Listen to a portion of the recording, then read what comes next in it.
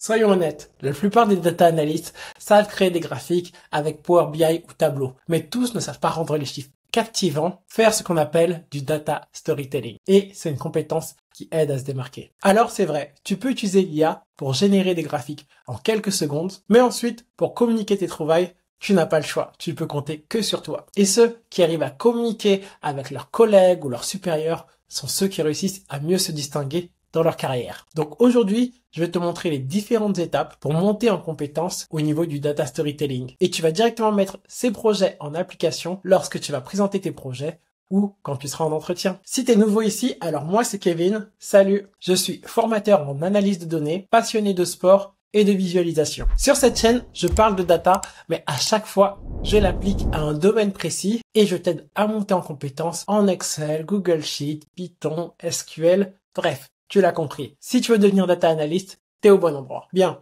commençons par clarifier la première chose. Le data storytelling, ce n'est pas juste créer des graphiques. En effet, pour créer tes visuels, tu as R, Python, Excel, Power BI, Tableau. Lorsque tu auras ton visuel, tu vas faire ressortir ce qu'on va appeler des patterns, des tendances. Donc tu vas voir des choses qui montent ou qui descendent. Certaines catégories plus présentes que d'autres. Mais le data storytelling va beaucoup plus loin. Il interprète ce qui se passe dans les chiffres et utilise la visualisation pour leur donner vie. Ce que je veux dire par là, c'est que tu vas utiliser le data storytelling pour communiquer à une personne qui n'est pas technique. Tu vas l'aider à comprendre ce qui se passe avec les données, mais tu iras plus loin en expliquant aussi la prochaine étape, ce qu'il faut faire par la suite. Avec une simple visualisation, on voit l'évolution de l'affluence des matchs féminins en première ligue. Et la visualisation te montre qu'il y a une tendance croissante. On voit une petite baisse de 2019 à 2021. C'est sans doute dû au Covid, au fait que les matchs n'étaient plus accessibles et après il a fallu relancer les habitudes, réhabituer les personnes à aller au stade. Puis de 2021 à 2023, ça monte fortement et finalement de 2023 à 2024, on voit pas de raison pourquoi ça baisse à nouveau. Il n'y a pas eu de Covid et c'est là où tu utilises le data storytelling pour expliquer ce qui se passe. Alors elle est justifiée par deux phénomènes. Le premier, c'est dû à la descente de Bristol. En effet, Bristol est une équipe féminine qui a une forte fanbase. Lors de la saison 2023 à 2024, il y avait en moyenne presque 7000 personnes. Alors que l'équipe qui l'a remplacée lors de la saison 2024-2025, qui est Crystal Palace, a une fanbase beaucoup plus faible, avec en moyenne 2000 personnes au stade. Donc, on perd au change à peu près 5000 personnes. C'est beaucoup. Et la seconde chose, c'est que certains matchs des équipes féminines avaient lieu en même temps que les matchs des équipes masculines. Et parfois, c'est les mêmes fans qui vont aux deux matchs. Et bon, certains hommes préfèrent aller voir l'équipe masculine de Manchester United plutôt que l'équipe féminine. Quand on regarde les matchs de l'équipe masculine de Manchester United, je pense que les fans devraient réfléchir à deux fois.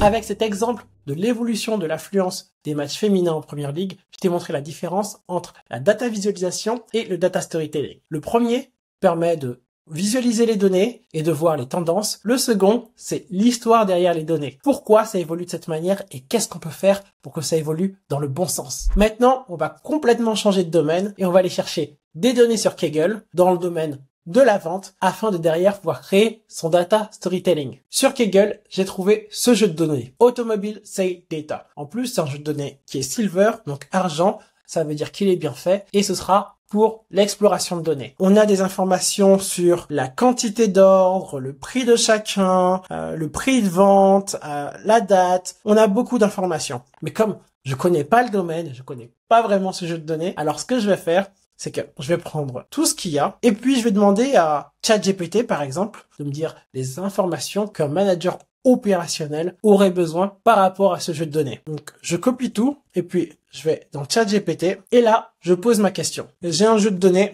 avec les informations suivantes et je demande quelles sont les questions que va se poser un manager opérationnel sur ce jeu de données et qui vont être posées à un data analyst. Comme d'habitude, je me suis pas relu, donc s'il y a des fautes d'orthographe, ChatGPT saura les gérer. Et après, donc, très rapidement, on a le genre de questions qui vont être posées. Identifier les best-sellers et les produits les moins performants, suivre la performance globale par segment, identifier les comptes stratégiques, suivre la rentabilité par commande. C'est toujours la même chose. Une méthode en entonnoir. On part d'abord des KPI, de chiffres sur toute l'année, de l'évolution, et après, on crée la segmentation. Et c'est via cette segmentation, lorsqu'on va dans la granularité, que on est capable après de faire un data storytelling et de comprendre réellement ce qui se passe. Peut-être que les chiffres ne sont pas aussi bons qu'on le souhaiterait parce qu'il y a un département ou une région où ça n'a pas été, mais dans tout le reste, il y a eu de l'évolution. Bref, on a besoin d'aller dans les détails. Allons-y. Alors, je télécharge le fichier CSV et je l'ouvre avec Excel.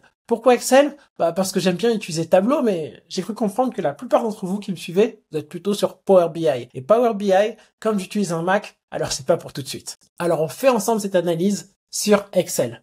C'est parti. Ce que je vois dans un premier temps, c'est que il y a un problème. Le problème, je le vois directement, c'est que tout est sur la colonne A. Vous voyez, hein? Si je prends par exemple A1, j'ai toutes les valeurs et en fait, Excel ne détecte pas que la virgule c'est le séparateur. Peut-être parce que mon Excel est en français et il croit que c'est un point virgule le séparateur. Mais c'est pas grave. Ça va être assez simple. On va sélectionner toute la colonne A et ensuite on va aller dans Data et dans Data, on va faire Text to Column. Et là, en fait, c'est assez simple. Il faudra juste expliquer que le séparateur, c'est la virgule. Alors, si je mets la virgule, directement, on voit la différence. Allez, je mets la virgule, next, c'est fini. Alors, c'est un peu mieux. Voilà, je crois qu'il n'y a pas de problème. Maintenant, j'ai un autre souci. Et on le voit assez rapidement. En Excel, les chiffres sont toujours alignés à droite quand il n'y a pas de formatage. Et quand c'est aligné à gauche, normalement, c'est du texte. Regarde, si je prends la colonne I ou la colonne H, on voit que c'est aligné à gauche. Ici, les chiffres à virgule sont alignés à gauche et les chiffres sans virgule sont alignés à droite. Donc mon problème, ça va être avec les chiffres à virgule. C'est assez simple. Donc je vais prendre les deux, la colonne E, la colonne C, et je ne sais pas s'il y a une autre colonne avec des virgules. Non, il n'y en a pas d'autre. Alors je prends ces deux colonnes et ce que je vais dire, c'est que je vais faire un CTRL F. CTRL F, c'est pour remplacer. Alors trouver, remplacer, je vais remplacer le point par une virgule, replace all, et c'est parfait. Maintenant, tout est aligné à droite. Donc, j'ai bien des chiffres. Maintenant, mon fichier est propre, alors je peux commencer l'analyse. Et la première chose que je peux faire, c'est voir l'évolution des ventes. Pour cela, je vais faire un tableau croisé dynamique. Donc, je peux tout prendre et aller dans Insert, Pivot Chart. OK. Dans les axes, je vais mettre les dates. Donc, je vais chercher Order Date. Voilà, je le prends. Et ensuite, je prends Sales que je vais mettre en value. Et en fait, je suis pas content avec la ligne 4. Donc, ce que je vais faire, c'est que order date, je vais le prendre et je vais le mettre dans les filtres. Et dans les filtres, je vais enlever blank. Alors, je descends tout en bas, blank, je l'enlève. Et une fois que c'est enlevé, donc c'est bon, j'ai 2018, 2019 et 2020. Donc, la première chose que l'on voit et qui nous saute aux yeux, c'est que en 2020, on fait beaucoup moins d'argent qu'en 2019. Pourquoi ? Regardons dans les détails. Maintenant, si je prends 2018 et que je clique sur Expand puis Expand Entire Field, alors je vois très rapidement que j'ai toute l'année pour 2018 et 2019, mais pour 2020, j'ai juste les 2 premiers trimestres. Et les trimestres qui fonctionnent très bien sur les 2 années précédentes, qui sont le Q3 et le Q4, qui sont pas là. Alors cette première analyse est intéressante, mais on n'a pas fini. Parce qu'on n'a pas vérifié les statuts. Est-ce que à chaque fois, le statut est envoyé? Donc, on ajoute cela aussi dans les filtres. Status, je clique et je l'ajoute en filter. Et en filter, ici, ce que je dis, c'est que j'enlève les cancel, j'enlève les in process, les hold on, les resolved, et je prends uniquement les shipped. Alors ici, on a une première analyse. On pourra en avoir une seconde en dupliquant ce qui a été fait ici. Si je fais CTRL-C pour copier ici, et je vais le coller un peu plus bas. Et maintenant, je vais aller un peu plus loin dans la granularité. Je vais m'intéresser au type de produits qui sont vendus. Donc, ce que je vais faire, c'est que je vais prendre Product Line et je vais l'ajouter en colonne. Donc, Product Line, je l'ajoute ici et je vois que mon graphique ne se met pas à jour. C'est pas grave, on va le supprimer. Et maintenant, je vais prendre ces informations, je vais dans Insérer et je vais insérer un graphique. Alors, il y a différents types de graphiques. Ce que je vais utiliser, moi, ça va être un Area Chart Stack à 100%. Donc, en fait, ça permet de faire des proportions et de voir quel est le produit qui est le plus vendu en termes de pourcentage. On voit que les voitures classiques, ça oscille entre 40 et on va dire 45%. Les vintage cars, on a de moins en moins, surtout sur le Q2 2020. Donc moi, ce que je dirais, c'est que pour faire une analyse de l'année 2020, il nous faudrait le Q3 et le Q4 pour voir si le Q2, c'est vraiment un changement de tendance ou c'est quelque chose qui est arrivé juste lors de ce trimestre, mais qu'au trimestre prochain, les vintage cars vont se vendre à nouveau. Et là, j'ai mené une analyse par type de produit, mais on pourrait aussi s'intéresser au type de client, savoir d'où est-ce qu'ils viennent, est-ce qu'il y a un marché qui est plus porteur qu'un autre, afin d'aider l'équipe marketing à être plus présente ou à faire plus de pubs à un endroit. Tout ça, c'est des informations qu'il faudra récolter et analyser. Ici, pour notre data storytelling, il y a déjà des choses intéressantes. La première, c'est que l'on voit que on n'a pas toute l'année 2020. Donc ça va expliquer le fait que l'année 2020 ait des résultats qui soient en dessous de ceux que l'on a pour les 2 années précédentes. On voit aussi qu'il y a un pic qui est saisonnier. Le dernier trimestre, c'est celui en 2018 et 2019 où on fait le plus d'argent, et lorsqu'on va un peu plus dans les détails, on voit aussi que c'est une période où les clients aiment se faire plaisir. C'est-à-dire que c'est le moment où ils vont acheter leur vintage car, donc leur voiture de collection, ou leur voiture classique.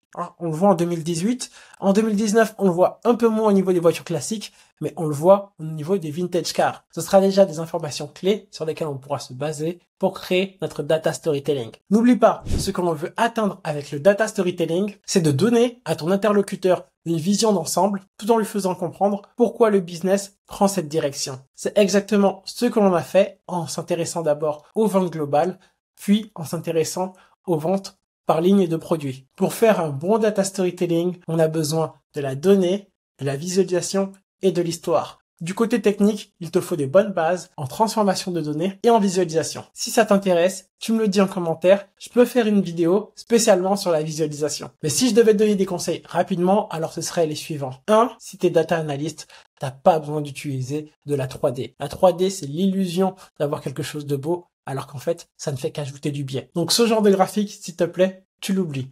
À la place, je te recommande plutôt d'utiliser soit un camembert simple, il faudra un maximum 5 catégories. Mais ce qui sera encore plus intéressant, c'est d'utiliser un diagramme en barres. Bien sûr, à chaque fois, on va indiquer la valeur associée à chacune des barres. Et plus que de montrer juste les barres ou de les ordonner par ordre alphabétique, ce sera mieux de les ordonner par ordre de valeur. C'est plus facile à analyser pour l'œil. Encore une fois, si tu veux encore plus de conseils pour la visualisation, tu me les mets en commentaire et je ferai une vidéo sur le domaine.